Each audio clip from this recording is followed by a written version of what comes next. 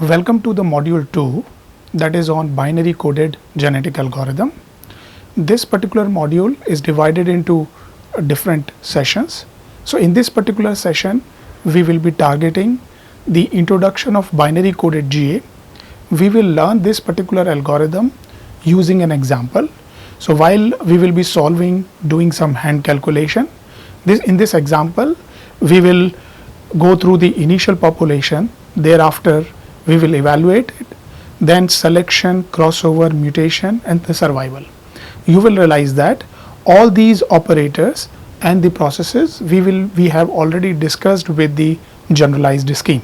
So we will follow that generalized scheme to understand how binary coded GA works. So the same example which we have already solved, that will be shown in the graphic as a graphical example. And finally, we will conclude this session. So before we start binary coded GA, let us have a recap of the module 1. In module 1, we started with the definition of optimization and search and optimization. Thereafter, we have gone through various applications. Those applications have been solved by one of the evolutionary computation techniques. And while looking into those applications, we realized that there could be different characteristics and properties of the problem. So therefore, we discuss the typical properties which we can have it when we are solving any large and complex optimization problems. After finishing that, we discussed about the mathematical formulation. So in that mathematical formulation, we discussed about objective function, and thereafter the constraints. We can have different kind of constraints, then variable bounds and the variable types as well. So in that particular formulation, what we realize that we have to identify different parameters, and from those parameters we have to identify the sensitive parameters that will help us to design our objective function and constraints. So those sensitive parameters are called as decision variables. Thereafter, we discussed about two types of constraints. One was equality constraint, another one was inequality constraints. Afterwards, we discussed about the objective function. Now, since the objective function can be maximization or minimization, so we use duality principle so that the same algorithm we can use for minimization as well as the maximization. While going forward, we also discussed about the remarks on the numerical optimization techniques. So looking at those limitations, that motivated us to come up with the flexible algorithm, and there we have a scope of evolutionary computation techniques. So while discussing the evolutionary computation techniques, we have gone through the principle of EC techniques, where we discussed about genetics, natural evolution, and the survival of the fittest. And then we also discussed afterwards, we discussed about the generalized framework. So that generalized framework we discussed because the same framework we will be using to explain different kind of EC techniques. We also talked about advantages and limitation. This is important because we should know at what particular time or what kind of a problem we should use EC techniques, as well as when we are solving a problem, we should also know what are the limitations. For example, there is a lot of parameters involved with EC techniques, as well as there is no proof available. Thereafter, we have gone through the behavior of EC techniques on a one-dimensional landscape. And finally, we also discussed about the no free lunch theorem. Now, we are moving to binary coded genetic algorithm. So this is the generalized framework which we know. As you can see, in the step 1, we have to represent our solution, and that is generally referred as the genetics.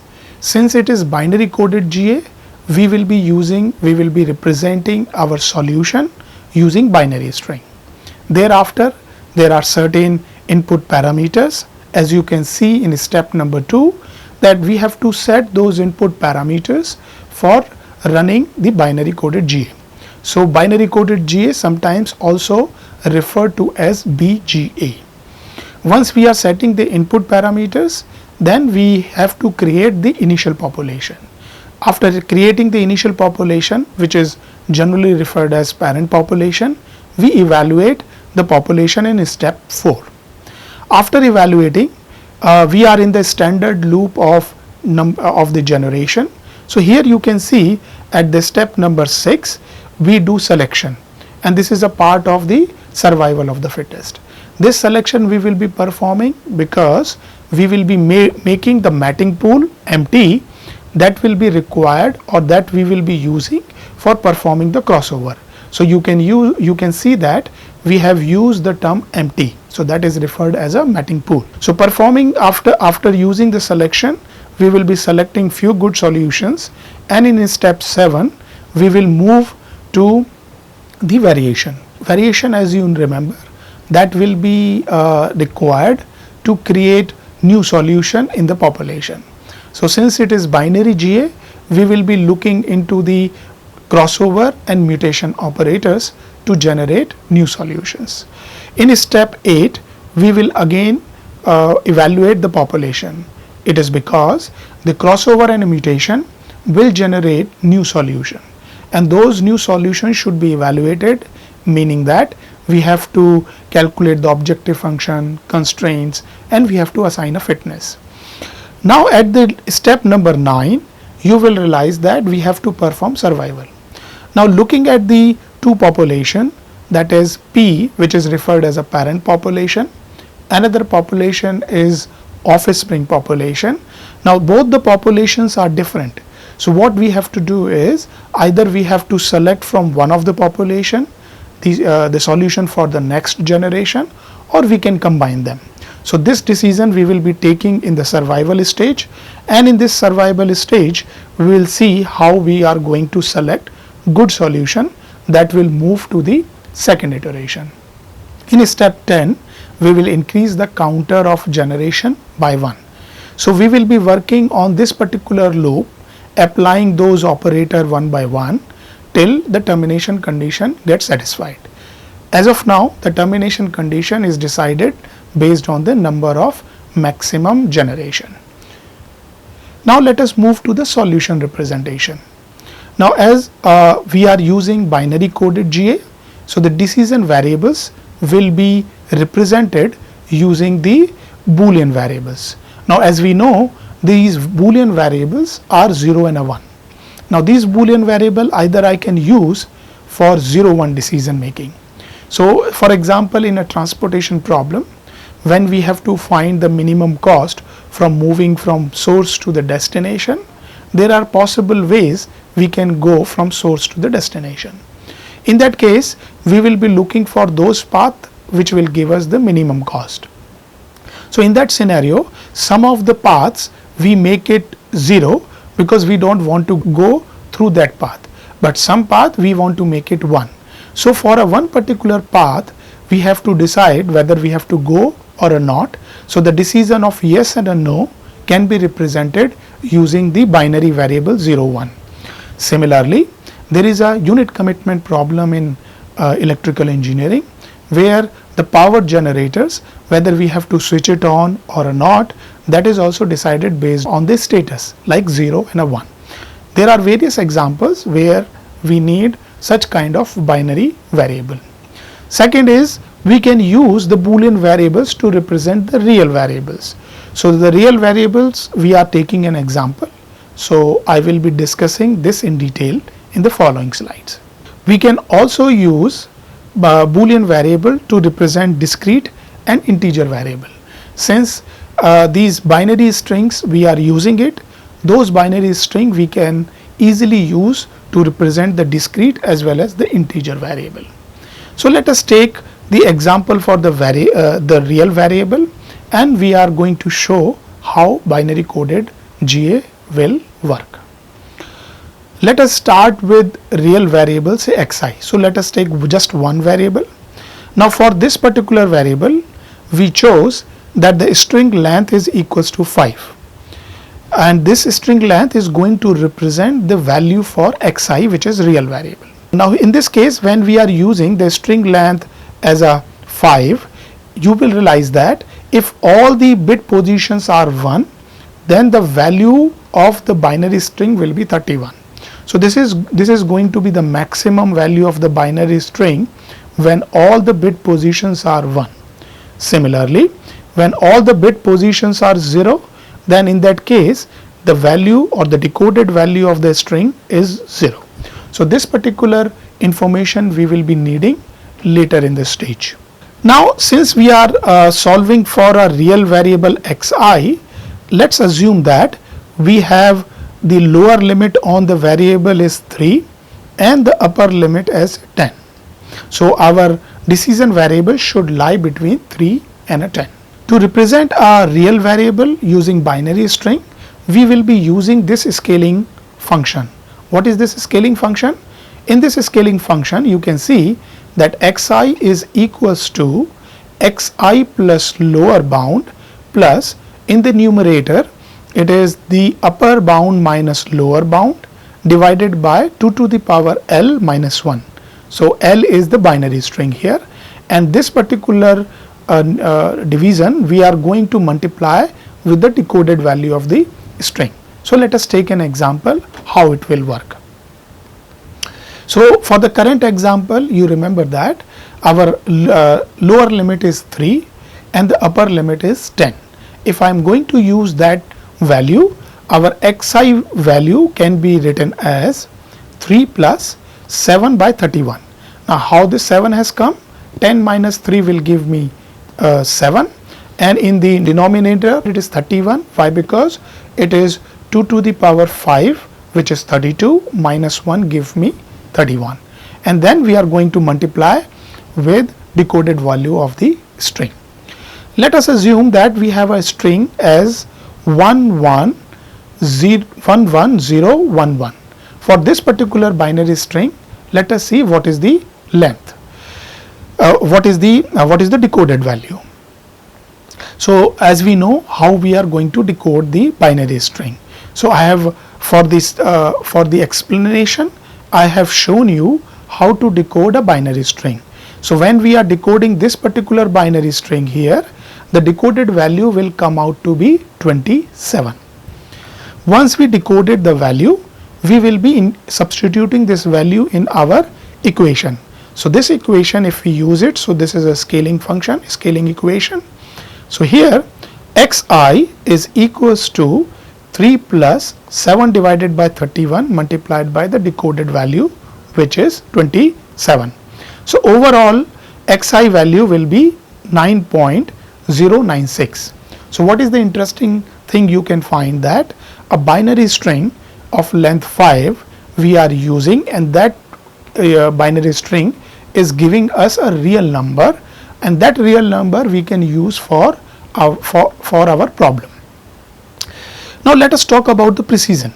Now this precision, as you can see, that we have written as 7 divided by 31. How we can get it? So let us look at the formula on the top. So this comes from the numerator, which is the upper bound minus lower bound divided by 2 to the power L. Now since for the given problem we know these values, so the precision will become 7 by 31. Now when we calculate this value, it is coming out to be 0.226. Now what is the idea behind precision, or what is the significance of the precision? Now suppose we are looking for the next number that we can get it using binary string. So here the first statement says that the neighbor of 9.096 is, so we have this number plus precision, so that is coming out to be 9.322. So what it says, that if I am going to use a binary string, and suppose instead of 27 let me have the decoded value 28, so that is the next number after decoding the binary string. So what you will realize, that the next number will be 9.322 for xi variable. So it means that I cannot have any value between 9.096 and 9.322, which says that if I am going to use the binary string to represent a real number. In this case, the search space is already discrete. Why? Because we are using those binary string, decoding those values and putting into our scaling function, as you can see on the top. Now suppose that the precision which we are working right now is say it is 0.226. It's not a good for our problem. We want to increase this precision. If we want to increase it, then definitely we have to increase the the string length. How we can calculate it? We are again going to use the same formula which is written on the top. In this particular formula, here you can see that lower minus upper bound minus lower bound gives me 7 divided by 2 to the power L minus 1. Now here, for a precision of 0.01, we are looking for a value of a L that should give me this equivalent precision. So we can solve this equation as the left hand side is equals to 0.01. Now this is the simple equation. If we solve it, we can get the value of L as 9.453. So equivalently, we can take a binary string length of 10. So there are certain observations. First observation is, if we have to improve the precision, then the binary string length will increase. If we are looking for say 10 to the power minus 8, you can see that the binary string length will be too big.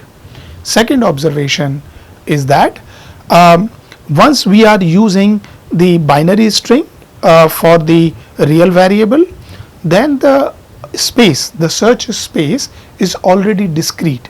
This discreteness comes because we are dealing with the binary string, using the decoded value and putting into the value for xi, and that's why the search space is discrete already by using the binary coded GA. So let us understand binary coded GA with the help of an example here. Now in this particular example, we have chosen the Rosenbrook function here. So you can see the function. So Rosenbrook function, we want to minimize the function as given here, and the bounds we have decided as x1 will be lying between minus 5 to 5 and x2 will be lying between minus 4 to plus 4. Now in this particular figure, you can see that the y-axis is drawn as a logarithmic scale and x1 and x2 as our two variables. Now looking at the surface here, you can see that this particular problem has a many local optimum solution, so which you can realize from the contours of this particular problem. Now in these problems, there are so many local optima problem. However, the optima of this Rosenbrook function is that it is lying at 1 1 for a two variable problem, and the function value at the optima is 0 0. So this problem is found to be little complex, and this is we are going to solve using binary coded GA. So as you remember, in our generalized framework, we have the first step is called solution representation. Now in this solution representation, we are using a binary string length of 10. As you can see, since we have two variables, so what we will be doing is the first 5 bits will be using to represent x1, and rest of the bits will be used for x2. So let us see that. So once we identified that okay, we are going to use 10 binary string length of 10, let us generate the initial population. So after fixing the input parameters, we have to start with the initial random population. So here let's assume that we are working with n equals to 8. This means we have 8 solution in the population. Now here since we are using the binary string length of 10, so I'm using two color coding. One is blue, another is black. So first 5 bits which are colored in blue will be used for x1, and the bits which are in the black color will be used for x2. So we can use our computer that can generate a binary string randomly. So here what you can see, so the index 1 will be representing our solution 1, and the chromosome which we have written as a binary string, this pattern of 0 and a 0 1 is randomly generated by a computer. Now you know that since we are using binary coded binary string here, we have to decode the value. So if you are going to decode the first 5 bits, it is going to give you value 12 for x1, and if you are going to decode the next 5 bits then the value you are going to get 26. This process we have to use for the other population members. So second member, again you will see that we have generated the binary string length of 10. So the first 5 bit is representing x1 and the decoded value is 24, and another 5 bits are used for x2, the decoded value is 11.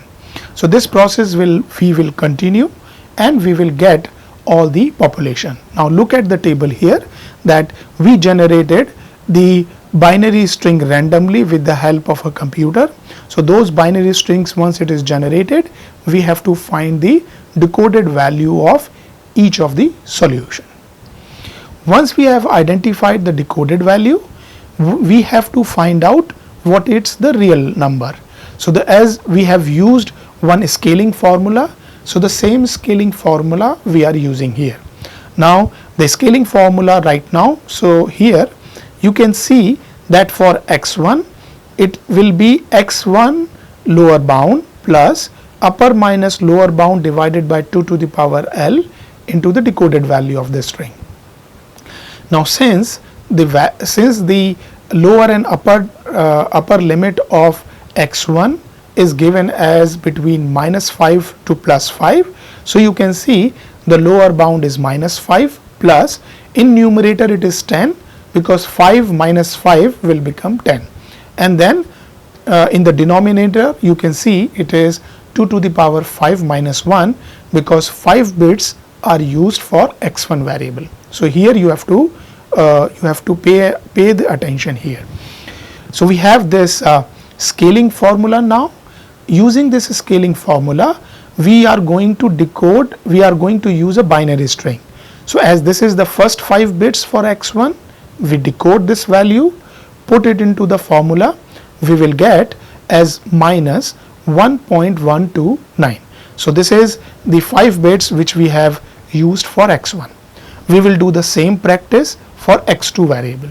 Same scaling formula we have used here, and in this case since the x2 is lying between -4 to +4, so the lower and upper bound has been changed. I purposely changed these lower bound so that you can make out a difference between the formula which is used for x1 and the formula used for x2. Now here the lower bound is -4 plus 4 minus times of 4 will give me 8 in numerator, and again since we are using 5 bits for x2 variable, so it is 2 to the power 5 minus 1 into the decoded value of the string. Thereafter we are going to use the another 5 bits. Decoded value is 26. When we will put this decoded value into our formula, we get x2 as 2.710. So this is the population, this is the solution number 1, and for that one we get the value of x1 and x2. If we see the table here now, the solution 1 we already decoded the value here, and these decoded value using the scaling formula we got the value of x2, x1 and x2. Similarly, when for the solution number 2 we have the binary string. Similarly, we have the decoded value of x1 and x2. We can use the formulas given for x1 here and x2 here. So both these formulae I can use it. I can get the value, the real number of x1 and x2. So in this particular example, the solution 2 will become 2.742 and x2 will become minus 1.161. So this process we will continue and we will find the x1 and x2 value for all the solutions. So in this particular table you can see that we have identified or calculated the value of x1 and x2 for all the solutions here. Now once the initial population is generated, we have already decoded the value of a binary string. We also converted that binary string into the real number. Now the next step as per our generalized framework is to evaluate the population. Now when we are evaluating this particular population, we are going to take solution one by one. So for solution 1, we are representing the x1 and x2 variable as x1. Now you will realize that the representation is in the term of column vector. So it is easy to follow. So we have represented the solution in a column vector and x1 and x2 values are written here. Thereafter, we already know that the objective function, that is the Rosenbrook function. So Rosenbrook function, we are going to put all the values of these x1 and x2. The function value that will come out to be 210.445. Now here, since we don't have any constraint, what we will do here is we will take the fitness value of a solution 1 same as the function value. So this particular value will become the fitness value for the solution 1. We will follow the same procedure for the other solution. So this is the table what we have it. So I am extending this table. Now you can see the number of columns in the table is increasing so that we can understand. So we generated the solution binary string, decoded the value, afterwards we get the value, we calculated x1 and x2 value. Now we get the fitness value for solution 1. Following the same step, we can get the fitness value of solution 2 after substituting the value of x1 and x2 into the objective function. So this is what we are going to get it for solution 2. So in this way we can calculate the objective function value for all the solutions. So all these values you can see will be in this particular these ranges. Now after finding these the fitness value, you know that the first step is we have to decide whether we have to terminate the algorithm or not. Now the termination condition generally defined using the number of iteration. As and when t is greater than capital T, we stop our algorithm. In some situations you can also use some other terminating criterion. As of now we are stick to the number of generations. Now since we are at the first iteration, so we will continue and move to the selection operator. Now the first step inside the loop is the selection, as you remember with our generalized scheme. Now the purpose of the selection scheme is to identify good, usually above average solution in the population. In this case, when we are identifying who are good solutions, who are above average solutions or who are bad solution, our main task is that we have to remove or eliminate bad solutions. When we are removing them, so the places of those bad solutions will be taken by the good solutions. So we will be making the multiple copies of these good solutions. So that is the overall objective, that identify solutions, make multiple copies of good solutions and delete bad solutions. Now you will realize that the selection can be done either before the variation operator and sometimes after the variation operators. So when we are performing the selection before the variation operator, those selection operators are referred as reproduction or selection operator. The purpose of performing the selection before variation is to make a matching pool so that we can apply our variation operators to create new solution on good solution using the good solutions. The other kind of operators which we apply after variation operator, those are referred as survivor or the elimination. This survival and elimination, we use it so that we can choose good solution from the population that will be that those solution will be used for the next generation population. So we will be emphasizing the good solutions, and those good solution will go to the next generation in the while loop of our framework. Sometimes this selection which we done after variation, it is also referred as an environmental selection. There are various selection operators exist in the literature.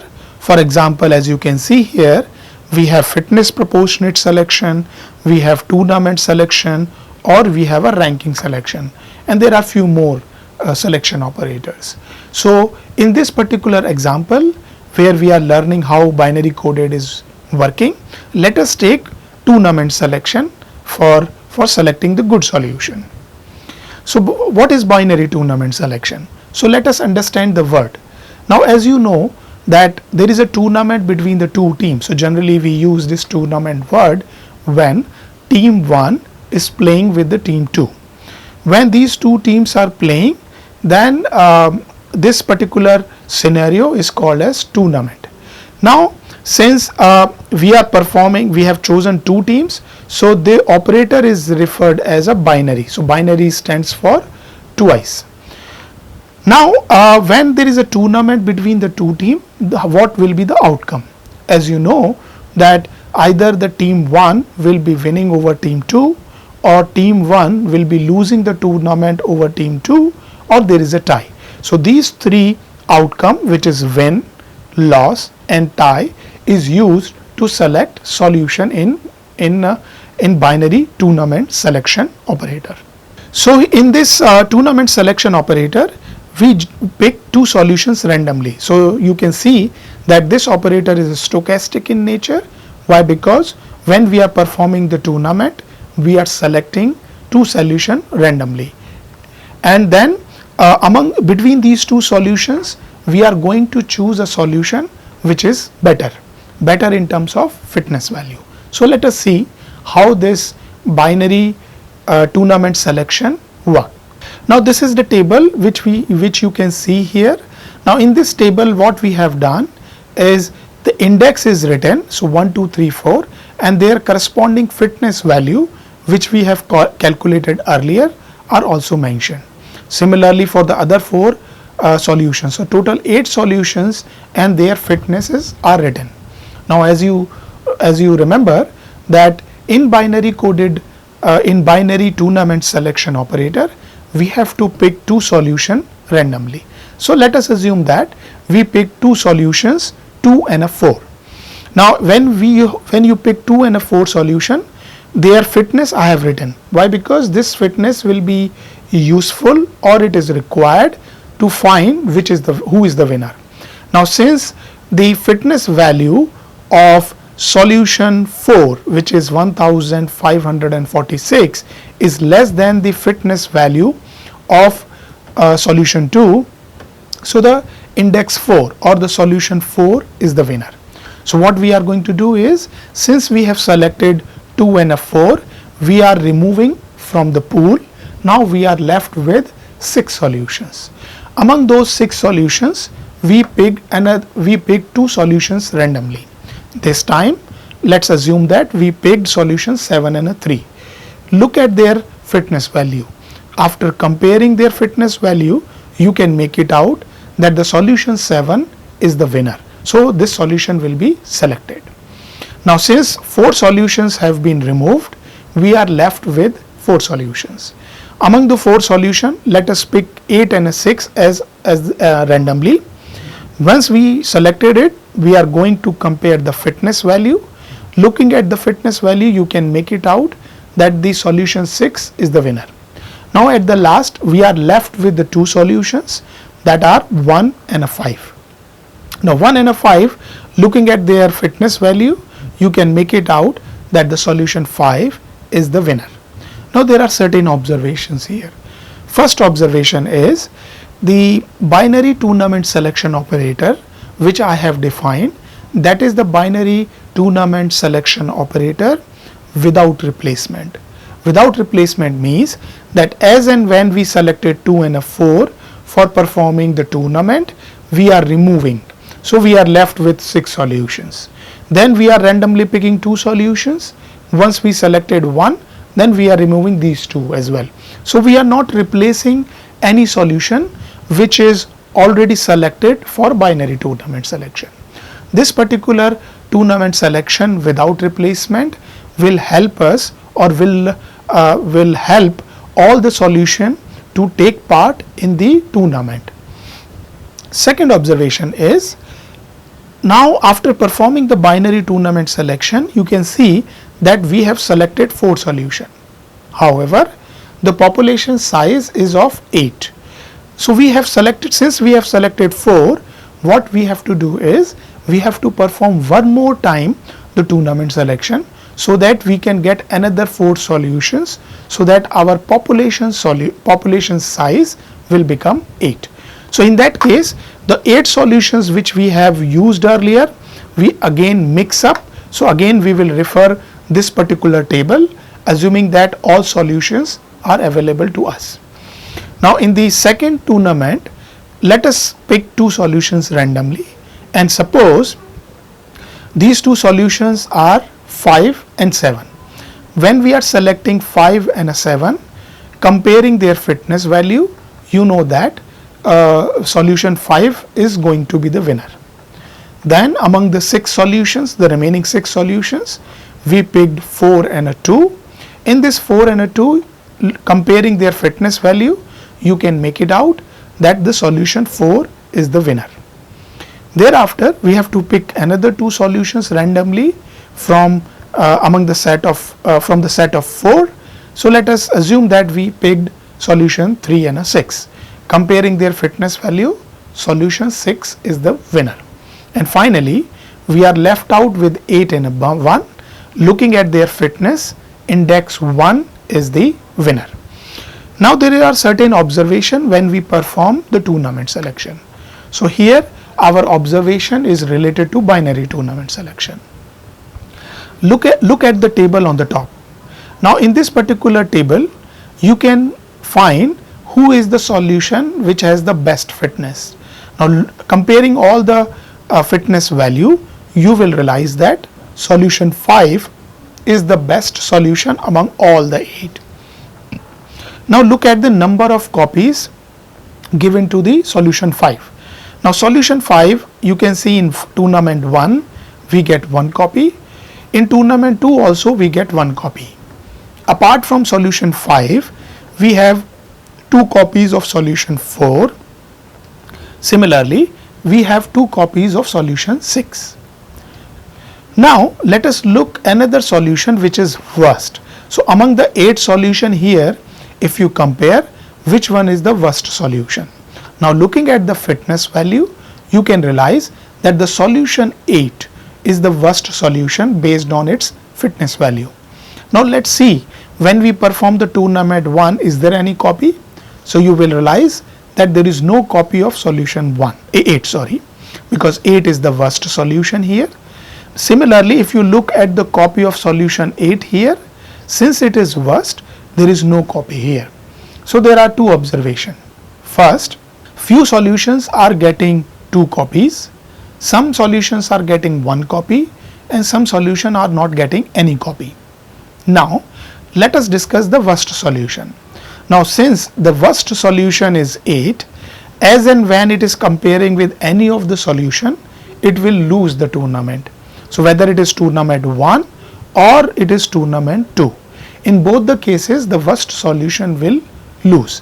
So therefore we are not going to get any copy of the worst solution, and that is evident from this particular table. Now look at the best solution. Now as and when this solution 5 will be competing, it will always be the winner. Either it is in the tournament 1 or it is in the tournament 2. This says that the best solution will always get a 2 copy, because we are performing 2 tournaments, tournament 1 here and tournament 2 here. So since we are performing twice, so best solution is going to get a 2 copy and worst solution will get 0 copies. Now how about the other solutions? Why? Because solution 4 and solution 6 also got 2 copies. So for the other solution, we don't know whether they are going to get 2 copy, 1 copy or a 0 copy. It is only because we are choosing the solution randomly. So the stochastic behavior of this selection operator can decide whether the other solutions apart from the best and the worst, they are going to get 2, 1 or a 0 copy. Once we have performed the selection, those good solutions, we are going to make a matching pool. Now once those solutions are selected, we are going to perform crossover on it. So what is the purpose of crossover operator? Crossover operator is responsible for creating new solutions. So these new solutions are basically exploring the search space. Exploring means we will be creating, or the crossover operator will be creating the solutions in those regions where there is no solution present. Thereafter, what you will realize that generally we perform crossover operator with a probability PC. So this PC, probability of a crossover, we keep it generally high for the problem. So you will realize that we take crossover probability as 0.8, 0.9 and a 1. So we are keeping high. This is the thumb rule we generally follow. There are different types of crossover operators available in the literature. For example, single point, end point, uniform crossover operators. So in this particular example, let us take single point crossover operator. What is that? In the single point crossover, we pick 2 solutions randomly. So you can see that this operator is also stochastic in nature. Why? Because we are picking 2 solutions randomly. When we pick 2 solutions randomly from the pool, we have to perform the crossover. So let us see how. So as for our reference, this is the matching pool which we have created after binary tournament selection. Now look at the old indexed first. Now these old indexed are the solutions which are selected randomly by binary tournament selection. So 4, 5, 6, 5, this is the first sequence of tournament selection. 5, 4, 6 and 1, that was the sequence of another tournament. Now we are putting all the solution in the same sequence. Now to perform the crossover operator, we are giving a new index as 1 to 8. So in the following slides, we will be following these new indexes when we will be performing the crossover operator. So the chromosome string, X1, X2 value and their fitness values are given in this particular table. Now as you know, in the crossover operator, we pick solution in a pair. So let us take the new indices and we pick 2 solutions in a pair. So randomly we will be picking 4 and 7.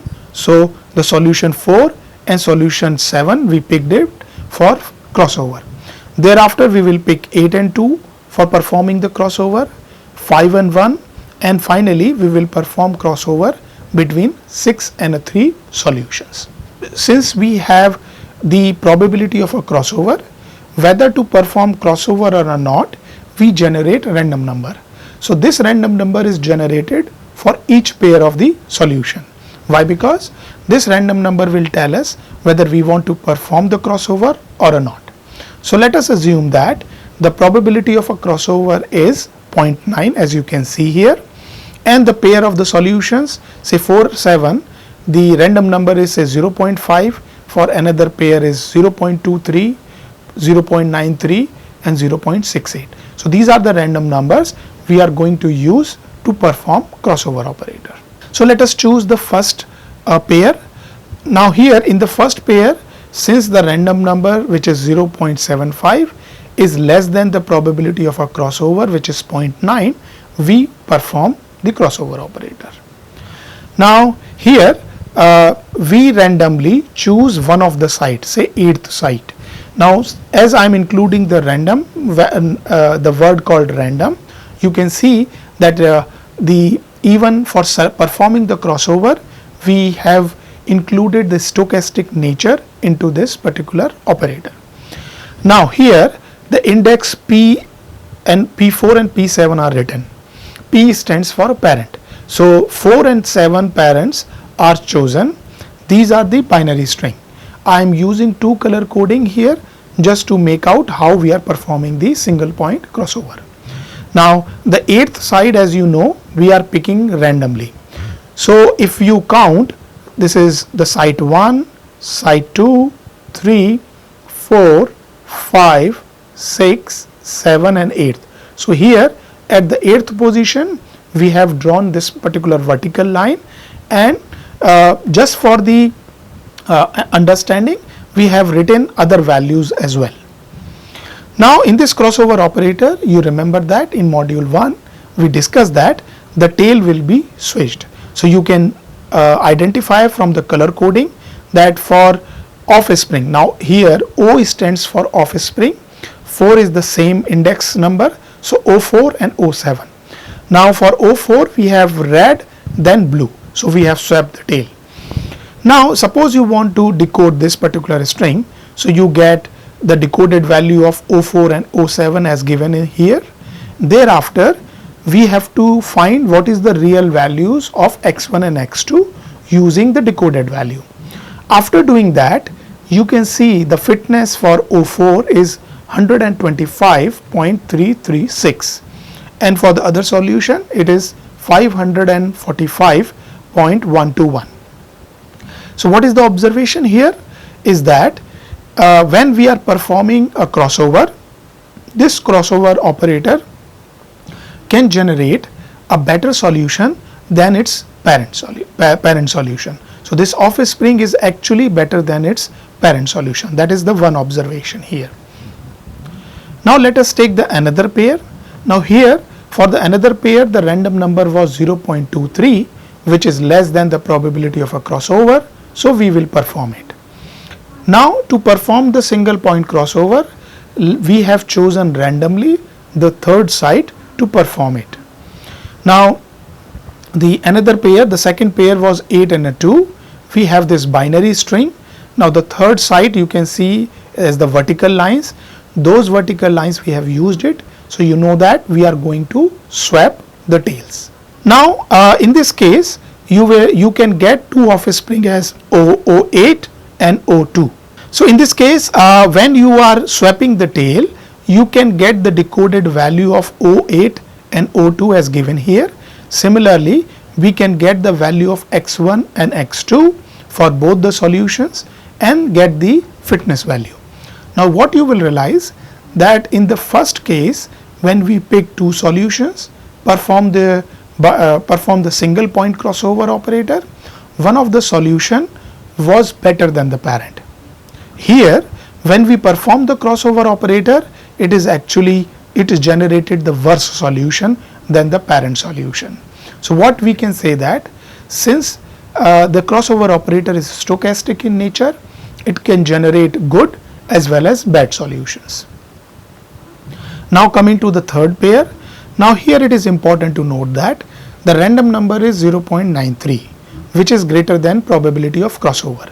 Since it is more, we do not perform crossover. So since we are not performing, what we can do is we will copy the same solution directly. So instead of writing P5 and a P1, I have written O5 and O1, and the same solution, same values we have copied for this pair. Now move to the fourth pair. In this particular pair, the random number is 0.68, which is smaller than the probability of a crossover. So it means that we are going to perform it. Now here for performing the single point crossover, we chose sixth site. So as you can see, the parent 3 and a 6 are given, and at the sixth site we are going to swap the tail.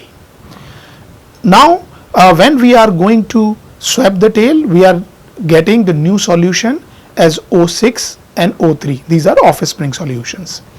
So similarly, we can decode the value of those strings for x1 and x2. We can calculate what is x1 and x2, you can see here, and finally we can find what is the fitness value for these solutions. So from this crossover operator, we have many observations. That first of all, the crossover operator can generate good as well as bad solution.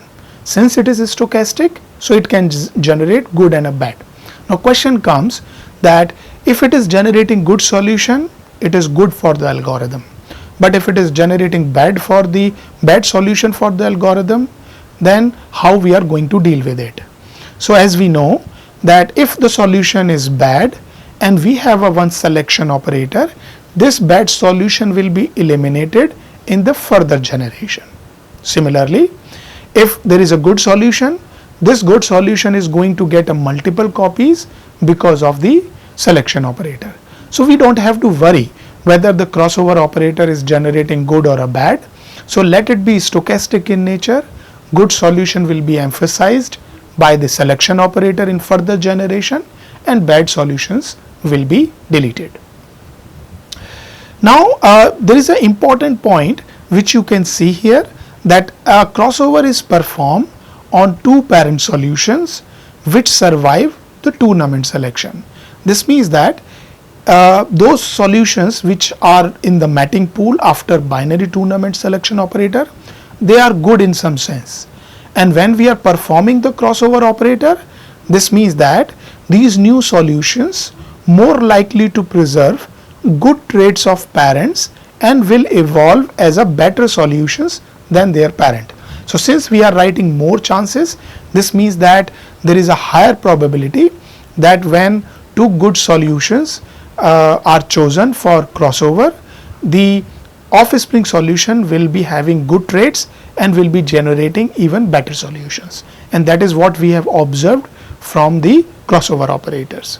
So these are the offspring solutions which you can see here. So the index 4782 is the same, so we are not changing here, and the decoded value and the x1 and x2 value, similarly their fitness value. So you remember that we are doing, when we are evaluating it, we are following the same sequence. Now here it is important to note that we are showing the fitness value as well as the decoded and x1 value. When we are using binary GA, we actually don't need the column corresponding to the decoded value, x1 and x2 and the fitness. Why? Because we perform the crossover operator randomly, and whatever the solution is generated, we take it. So this particular columns, decoded value, x1 and x2 and the fitness value, we are showing here just to explain the idea how the crossover operator is working, but actually we don't need it. Now let us move to the another operator. So you remember that in variation we have two operators, crossover and mutation. So crossover operator will generate new solutions, and on those new solutions we perform mutations. Mutation is generally referred as like perturbing a solution in the close vicinity. So what is the purpose? Again, this mutation operator is responsible for the search aspect of GA. The purpose is we have to keep the diversity. So performing the mutation, changing the bit position will introduce into the diversity, because this diversity will help us, will help the algorithm not to stuck in any of the local optima. Mutation, as you can see, it is performed with the low probability. Now for this example where we are solving a Rosenbrook function using binary coded GA, we have taken bitwise mutation as an example here. Now bitwise mutation means that we are going to choose a bit randomly and we will mutate. Now here for doing this analysis, we are taking the probability of mutation as 0.1, which is quite less. Now for performing the mutation operator, you know that we need a random number, because that random number will be compared with the probability of mutation. So for the different solution 1, 2, 3, 4 to 8, the random numbers are generated. So let us see how this mutation operator will work. So we pick the solution number 1 here.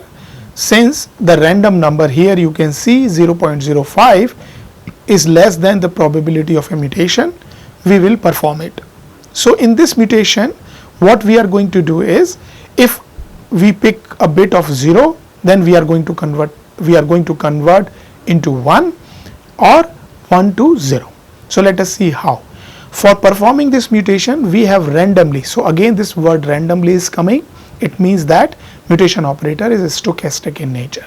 So we pick 4th bit to perform the bitwise mutation. So this is our solution number 1. In this solution 1, so you can count it at the 4th position. I have drawn a square here. This particular bit is going to mutate. The values of x1, x2 and fitness is given. When we are mutating it, so 0 will become 1, and you can see the decoded value of the new solution and the x1 and x2 and the fitness. Now what you can realize, that after performing the mutation, the fitness has improved. Let us see the similar situation or the scenario with the other solutions. Now take the solution number 2. Now here the random number is 0.32, which is greater than probability of mutation, so we do not perform it. Since we are not performing it, so we will copy the same solution which we found after crossover. So the solution 2 after crossover is selected as it is. For solution 3, the random number is again greater than 0.1. We do not perform the mutation. We copy the solution as we found after the crossover. Now let us move to solution 4.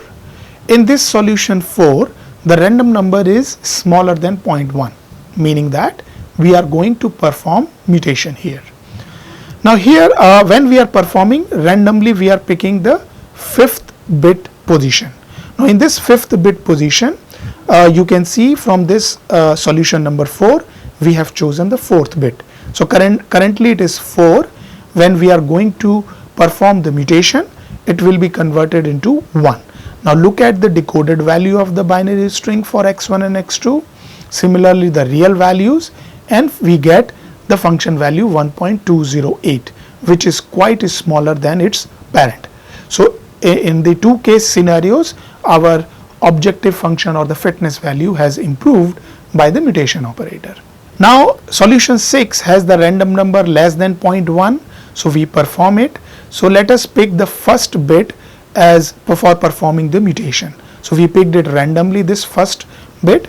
Now you know that since it is 1, it will be converted into 0. Now you can see the decoded value for the strings, and then decoded and the values of x1 and x2. Finally we get the fitness value. Here you realize that the fitness has increased tremendously. So this means that the mutation can help in generating the good solution, and sometimes it can generate bad solution with respect to the parent solution. For the other 3 solutions, you will realize that the random number was greater than PM, so we are not going to perform the mutation, and we select all these solutions 6, 7, 8 as it is into our offspring population. So this is the offspring population which we get it after mutation. So we are keeping the same index as we have used in the crossover, and these are the new strings. So you can see that crossover and mutation together can change the string. So correspondingly x1 and x2 values are changed, and the fitness values for all those 8 solutions have been changed. As we have discussed earlier, the observation is this mutation operator can create better or worse solution than its parents. What we have observed with the crossover, both of them are stochastic in nature, and as the argument given earlier, if mutation operator is creating good solution, then this good solution will be emphasized in further iteration to make multiple copies. But if it is generated bad solution, then this bad solution will be deleted by the selection operator. So we don't have to worry whether the crossover and mutation operators are generating good and a bad. Let them generate solution based on the stochastic nature. Now coming to the survival stage. Now survival stage is important.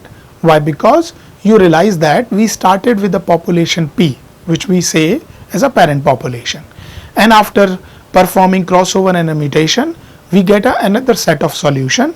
This population we referred as offspring population. So since we have two population members, so we have to select what are the solutions, those are going to be selected for the next generation. So we can preserve the good solution for the next generation. As I have mentioned earlier, that this particular stage is also referred as elimination stage or environmental selection. For performing the survival stage, we are using one of the strategies called mu plus lambda strategies. So what is this mu plus lambda strategy? That mu stands for the number of parent solution in a parent population. Lambda stands for number of solution in offspring population. So mu plus lambda says that let us combine parent population and offspring population together and let's choose the best. So we are going to choose the best solution for the next generation. In this case, what you will realize that this algorithm by using mu plus lambda strategy, it is an elitist algorithm. Elitist means that we are keeping the good solutions in our population. So let us see how this mu plus lambda strategy works. So I have, for our references, I have shown the parent population. So with 1, 2, 3, I have included P so that we can differentiate. So P stands for parent. So parent 1 to parent 8, their fitnesses are given here. Similarly, after mutation, the population that is generated is referred as offspring population, and that's why I have included O, which is the offspring. So O1 to O8 and their fitness are given here. So since we are solving the minimization problem for Rosenbrock function, so we are going to select the solution based on the ascending order of their fitness. Now if you look both of the table, you can see that the solution O4 is the best. So that should be selected first. So if I follow this procedure, you will realize that first we will select O4 because it has the minimum fitness, then we will select O1, then P5, and after P5 we will select P1, then solution O8, then O7, and finally O3. So you can realize that all these solutions are arranged in the ascending order of their fitness. Now how many solutions we are selecting here? Since our population size is 8, so we are selecting 8 solutions here. So this is the next generation population after the survival. So the index number is given, their chromosomes, the decoded value of the strings for x1 and x2, the value of x1 and x2, the real numbers, and the fitness of those solutions. So this is by hand calculation. In one generation you can see that few solutions have been improved from the parent solution. So let us see graphically how these solutions are improving and moving. So graphical example is presented here.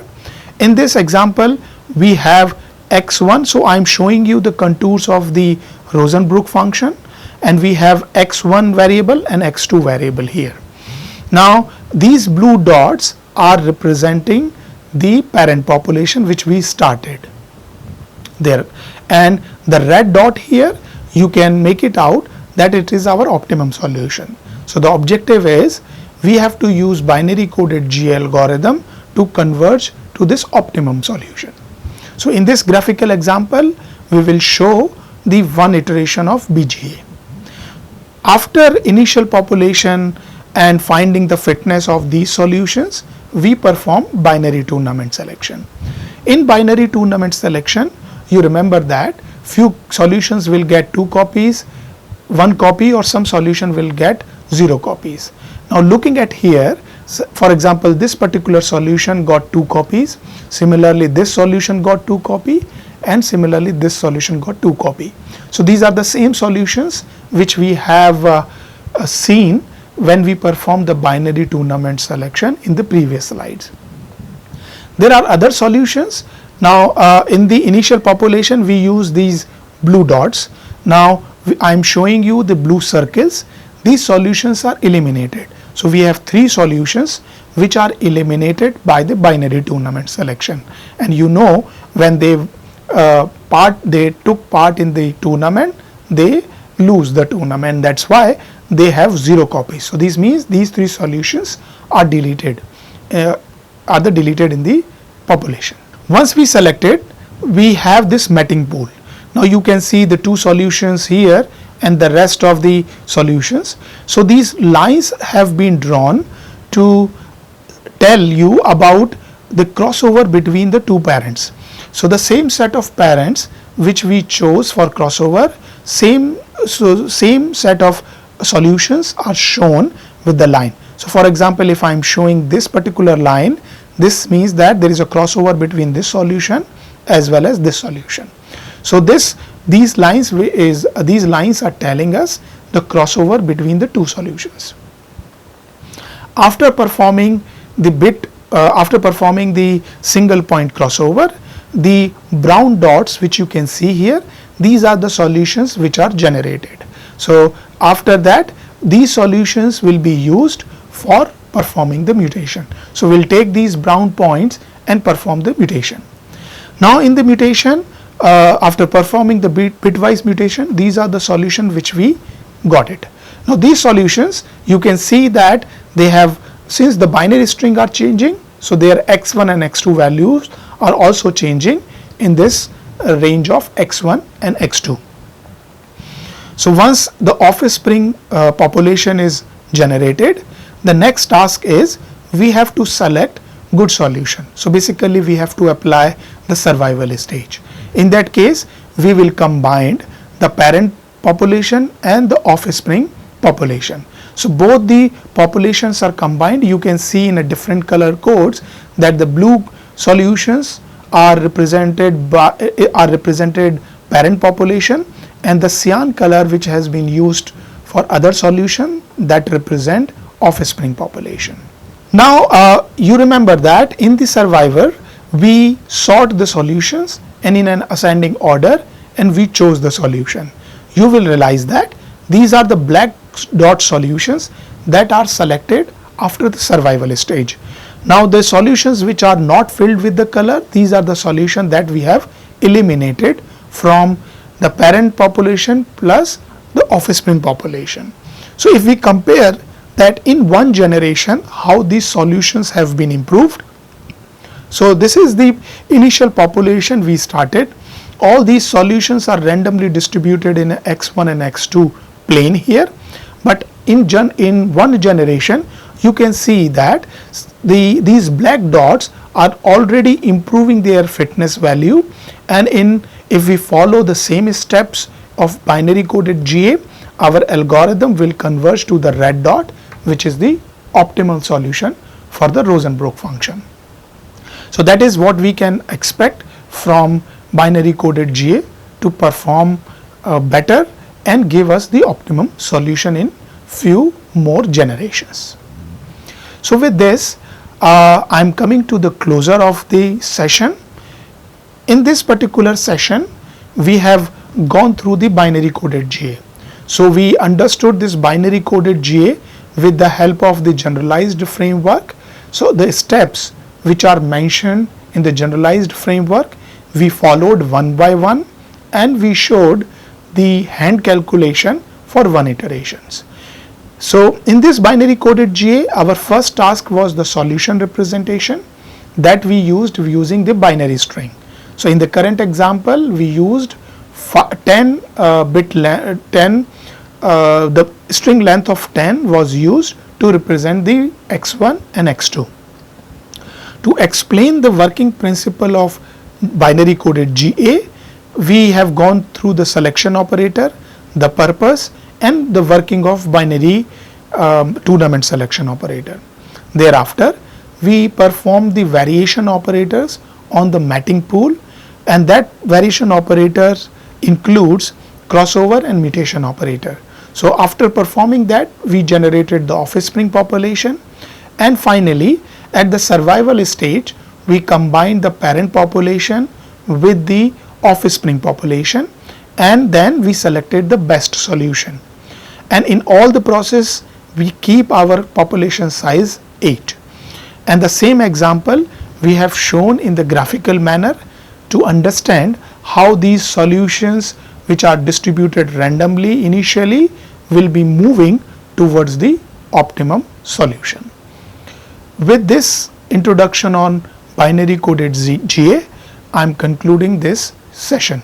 Thank you very much.